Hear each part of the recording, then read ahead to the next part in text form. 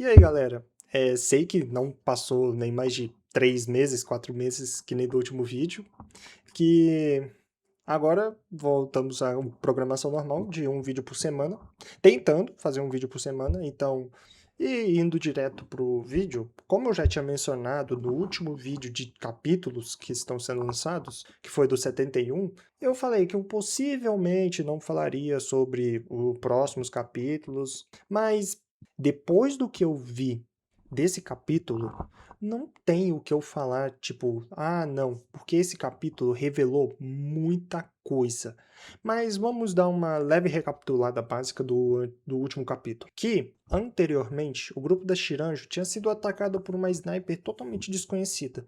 Que eles conseguiram acabar com ela de uma maneira muito brutal, com a Cherumi e a Menai, que utilizaram as suas habilidades de Junshou e simplesmente desmembraram ela. E o Tenmaku simplesmente chegou esmagando o resto do corpo dela junto com um monte de pedra e indo embora, sem eles conseguirem pegar nenhuma informação que ela saiba ou saberia. Agora que eles estão na base provisória, enquanto a Rico puxa que parece ser um tipo de espelho na mão dela, que parece que não funciona, pois ela consegue ver do outro lado, mas assim que a Rico gira esse espelho, deixando em um formato circular, ela começa a passar algum tipo de imagem gravada, pois passa umas imagens aleatórias de umas pessoas, de uns pássaros, e com o nome desse artefato sendo a Janela dos Mitos, que enquanto a Tepashi explicar o que era aquilo, a Shiranjo já corta falando que aquilo lá possui uma Pesquei, que é um mecanismo que abre uma área secreta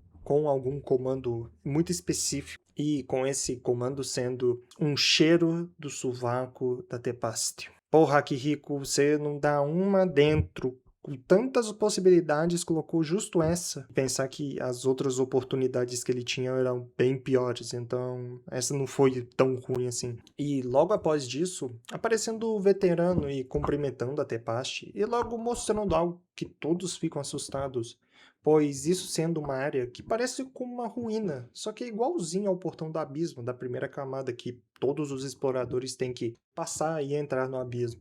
Só que aquele formato estava totalmente diferente da área que eles já tinham passado. E com uma esfera de pendurada na parte superior da torre, há uma esfera que no meio dela parece que tem um formato exatamente igual ao colar que ela encontra no mesmo dia que encontrou o Reg. Com ela guardando e esperando para ver como que aquilo ali vai se desenrolar, o veterano, ele começa a falar sobre uma história de um pássaro na gaiola que ficava chorando várias vezes e como ele não conseguia sair, pois aquilo lá não tinha uma chave, o sábio começou a conversar com o pássaro e explicou para ele que não bastava pensar na gaiola como uma gaiola. Então, sábio, não sei que droga é essa que você usou, eu quero duas. Logo após esse coach motivacional do sábio, o pássaro sai da gaiola como se fosse uma estrela que o chama para ir na sua terra natal. Só que logo após esse acontecimento, ele nunca mais foi visto, enquanto a Shiranjo fica séria, pois é algo que ela não tinha muito conhecimento. E com a Tepashi explicando que aquela esfera parecia um tipo de baú de tesouro, e essa coisa fica localizada na segunda camada, na floresta invertida. A mesma camada onde a Rico mesmo menciona que é onde ocorreu a grande exploração, que era para retomar a segunda camada para a humanidade. E eu acho que não foi essa a intenção principal dos exploradores. E a Shiranjo fica interrogando mais e mais a Tepashi, até que o veterano começa a falar sobre uma tal líder, que é quem está organizando a caça aos exploradores. Que sim, eles são mortos e são totalmente esquecidos. Independente se são amigos, irmãos, pais e filhos, ninguém lembra deles. E essas pessoas não estranham isso, pois parece que são como estranhos que chegaram em suas casas, ficaram um tempinho e logo logo sumiram, deixando nenhum rastro, mesmo independente de qual vínculo você tem com essa pessoa. E como ele poderia falar disso sem nenhuma prova? Pois ele está em mãos o Immutable Ledger, que é o papel que só pode ser escrito verdades nele. E o que está escrito lá? O relato de 50 pessoas que foram apagadas da história algumas delas sendo do próprio orfanato Belchero, que é o que a Rico mesmo sempre viveu. E como que ele lembra disso? Pois assim que você lê esses relatos, as memórias que foram apagadas voltam para sua mente como se isso tivesse acontecido exatamente agora.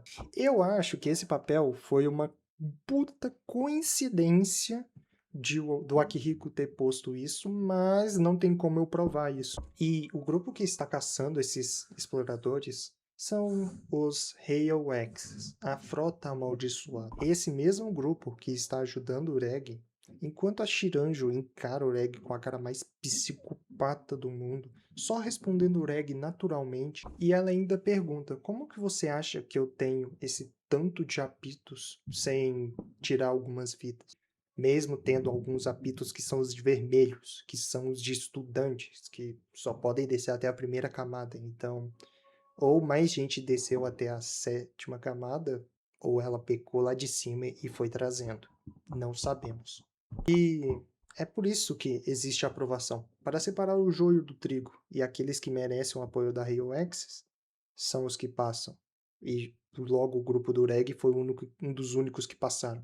E o veterano, vendo essa área que nunca foi explorada, fica muito determinado e empolgado, falando que como vou explorar uma área sem nome, ele vai nomeá-la e se despedindo da Tepast Diarroder, que se bobear eu vou utilizar isso para finalização de vida, porque eu acho isso muito foda. Com essa despedida e logo depois, após a Tepast ficar muito triste, falando que não era para ele ir sozinha, as imagens voltam a ser pássaros voando e a Rico fica muito pensativa sobre o que é Magabume. Até que alguém tenta falar alguma coisa, só que tá todo embolado e vimos que a Nanate está viva.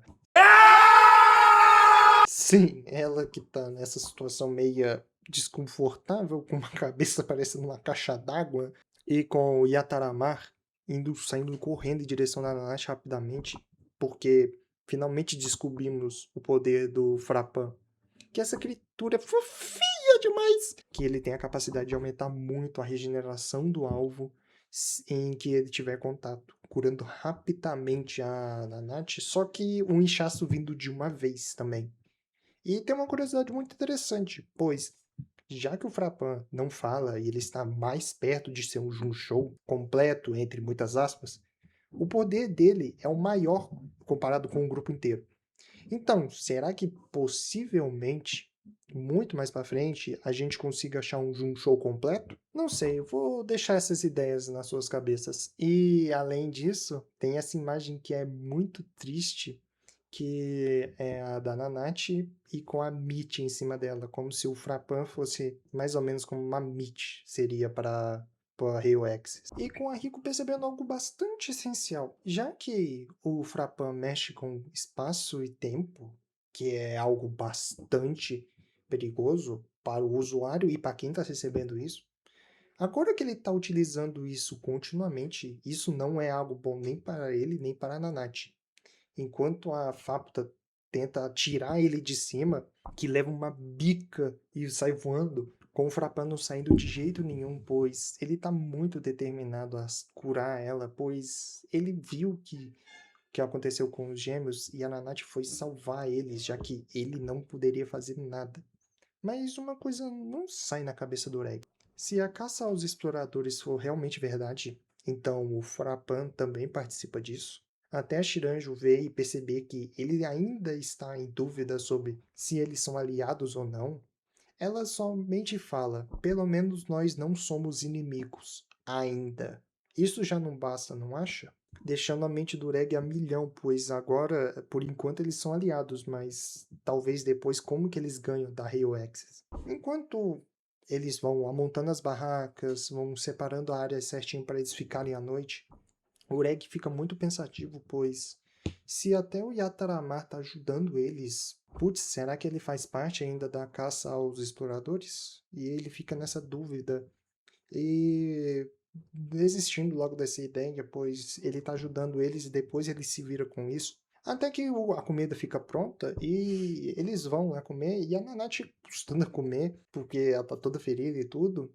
A Rico simplesmente desmaia, porque por causa da pressão de ela ter que esconder o colar da Shiranjo e ainda ter que ficar pensando como que ela pode manter o seu grupo vivo, forçando muito a cabeça dela, e por causa que talvez pode ser verdade ou não, que a Shiranjo mata os exploradores, e com ela caindo e acordando no lugar que ela fala que sempre acordou lá depois de um tempo, que é praticamente o subconsciente do Apito, que é onde a gente vê a nossa querida Pruska indo em direção a ela e para dizer que tem algo importante para falar, que é...